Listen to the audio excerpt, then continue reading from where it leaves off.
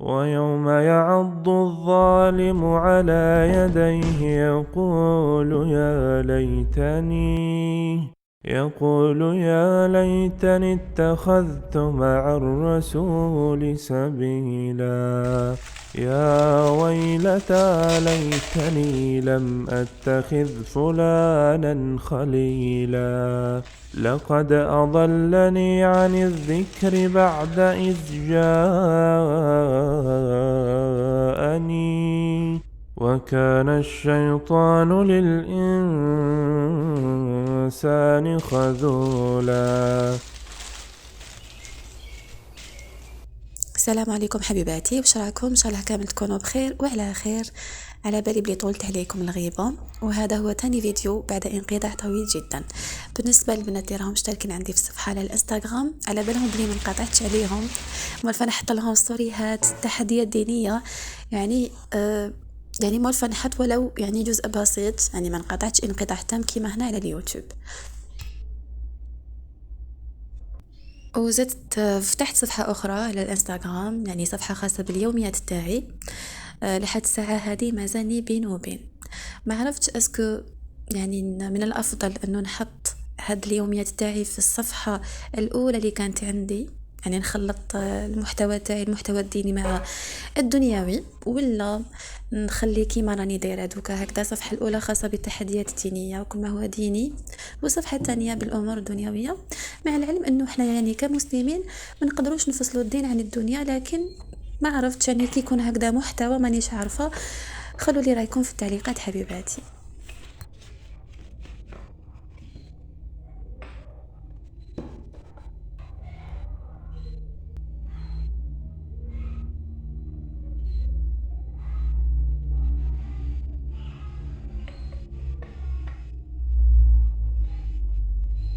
وكما شفتوا معايا في بداية الفيديو، اليوم شريت البعض من مشتريات يعني جد بسيطة، والأثمنة تاعها جد مناسبة. بصح هكذاك، وخلوا لي يعني رايكم في التعليقات أسفل الفيديو كالعادة. نحب يعني كي نقرأ التعليقات تاعكم، يعني اسكو هذيك الحاجة شابة ماشي شابة، الوصفة بايزون كي نديرها اسكو نجحت لكم ما نجحت لكمش إلى آخره. يعني هذا الشيء كامل يعتبر تحفيز لينا احنا، يعني احنا اللي رانا نقدموا محتوى في اليوتيوب ولا في يعني في اي منصه. هذا الشيء يحفزنا، يعني ديروها منيح في بالكم، ما تبخلوش علينا بالتعليقات.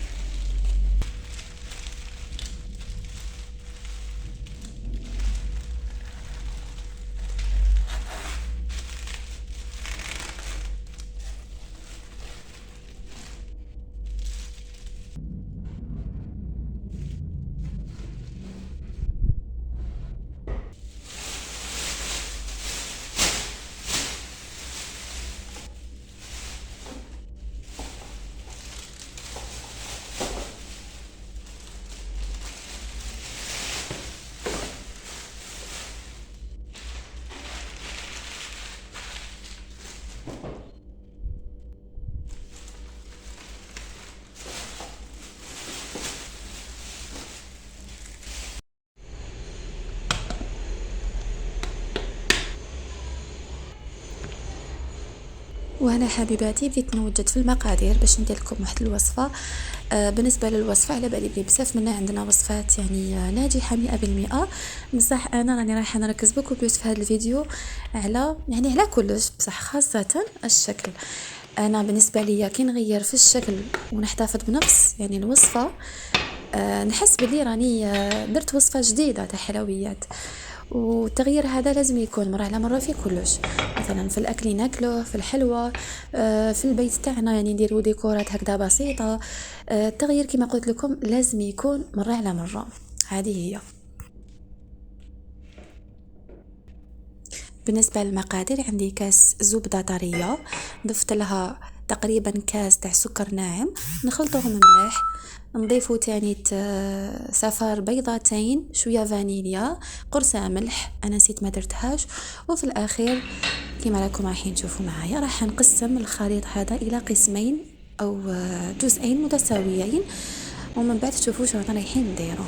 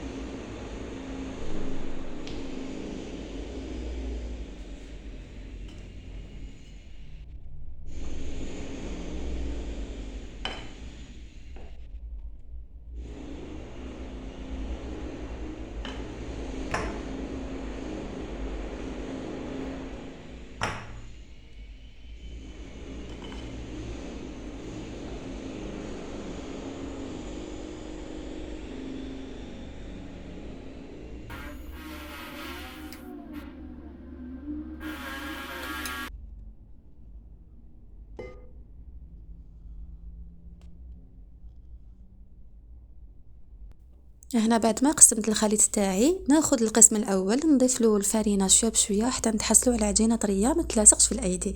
يعني هذا الامر ما تعودنا كامل عليه.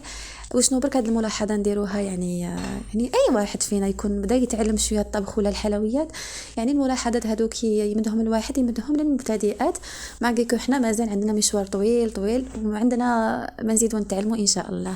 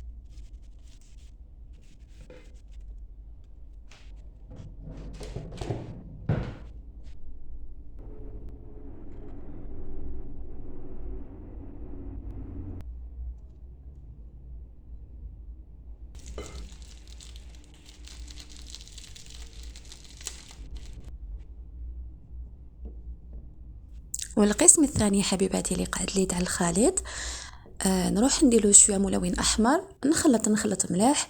ومن بعد حبيباتي اكيد نزيد نضيف تاني الفرينه كيما درنا مقبيله مع القسم الاول. نضيف الفرينه شويه بشويه حتى نتحسروا العجينه ما تلاصقش في الايدي، نغلفها ونروحوا مع بعض نشوفوا واش نزيدو نديرو.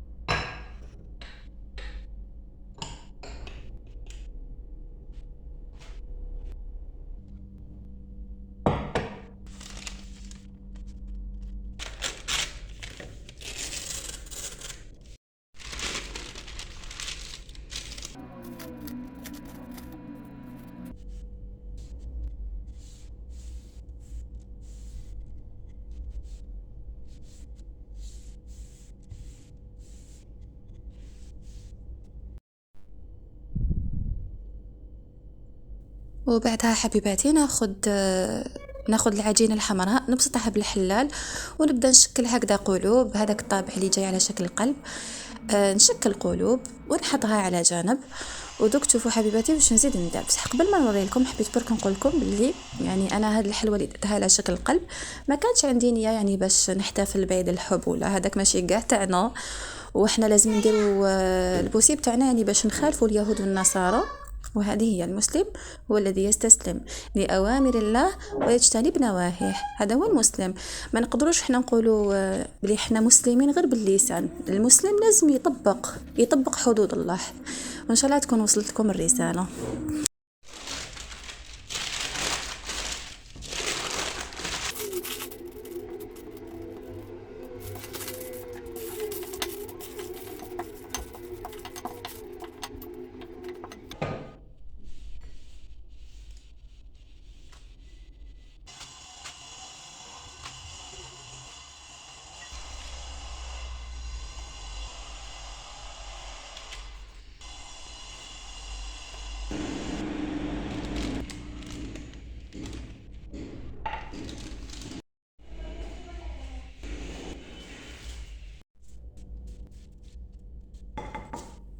من بعد حبيباتي راح جبت كويره صغيره من هذاك العجين اللي ما درنالوش اللون الاحمر.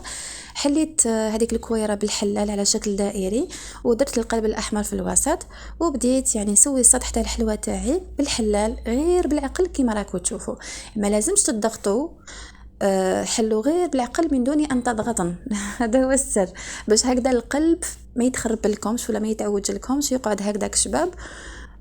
هذه هي، لازمكم غير شويه صبر والنتيجه اكيد رايحه تعجبكم. يعني فيها نوع من التجديد.